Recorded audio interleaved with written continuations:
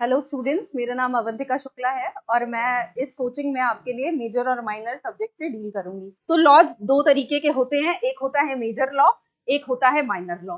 Major laws या फिर core laws वो लॉज होते हैं जिनसे हर स्टेट में मोस्टली क्वेश्चन पूछे जाते हैं। माइनर लॉज वो लॉज होते हैं जिनका, फॉर एग्जाम्पल अगर हम बात करेंगे माइनर लॉ की, स्पेसिफिक रिलीफ एक्ट, ये आपको सिर्फ एक रिलीफ प्रोवाइड करता है for a time being. Domestic violence act, जब हम बात करेंगे डोमेस्टिक वायलेंस की, तो जो डोमेस्टिक वायलेंस एक्ट है ये आपको कैसे आप देखें कि क्या डोमेस्टिक वायलेंस होता है, कैसे हम उससे डील करें, उसके बारे में बात करता है। इसके बाद जब हम बात करते हैं मेजर लॉज की, मेजर लॉज को कई पार्ट में डिवाइड किया गया है। इसमें आते हैं क्रिमिनल लॉज जैसे कि आईपीसी, सीआरपीसी, एविडेंस। ये सारे लॉज हम आपको होलिस्टिक वे में कवर करके देंगे, जिसमें हम आपको ये भी शॉर्ट ट्रिक्स बताएंगे कि आपको कैसे सारे सेक्शंस लर्न करने हैं और आप कैसे इसमें बेटर परफॉर्म कर सकते हो। फिर आता है आपका सिविल लॉ। सबसे ज्यादा दिक्कत होती है सिविल लॉ में सीपीसी में, क्यों? क्योंकि उसमें ऑर्डर्स हैं, 51 ऑर्डर्स हैं, फिर 158 सेक्शंस है। अब आपको समझ नहीं आ रहा है कि ओ लर्न कैसे करना है, तो we are there to help you, we are there to at least let you know कि आपको कैसे कोई एक लॉ पढ़ना है और कितना पढ़ना है।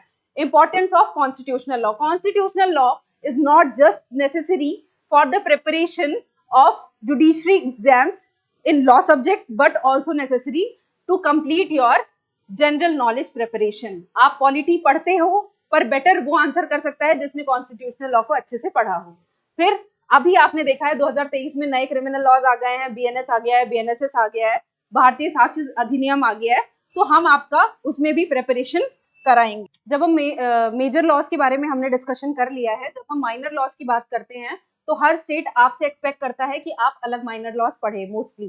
ठीक है, अभी आप देख सकते हैं कि राजस्थान ने ऑल्दो कई सिमिलर एक्ट्स लॉन्च किए हैं एग्जाम्स में जो कि यूपी से मिल रहे हैं।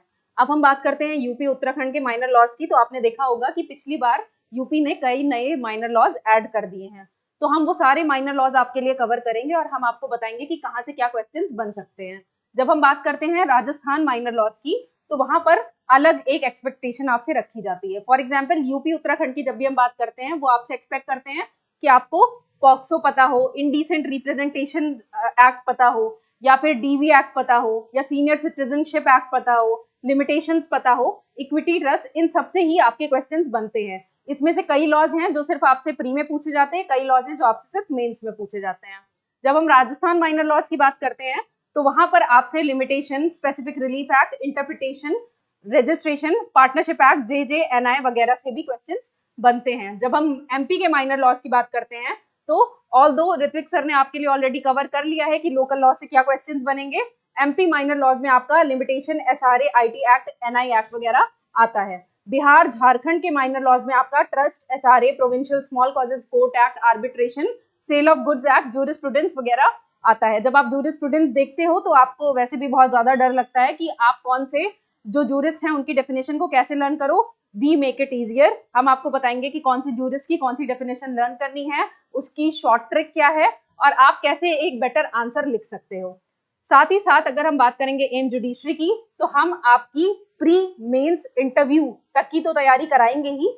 इन केस अगर आपका फाउंडेशन बैच भी कंप्लीट हो जाता है और आपको अभी भी ये डर लग रहा है कि उसके बाद अब शायद हमारी जर्नी इतनी ही है, तो हमारी जर्नी सिर्फ इतनी नहीं है, हमारी जर्नी तब तक है जब तक आपका सिलेक्शन नहीं हो जा रहा है। अगर अभी भी आपको कोई भी क्वेरीज के बारे में जानना है, आपकी कोई क्वेरीज हैं, तो आप उसके लिए नीचे दिए गए नंबर पे संपर्क कर सकते हैं।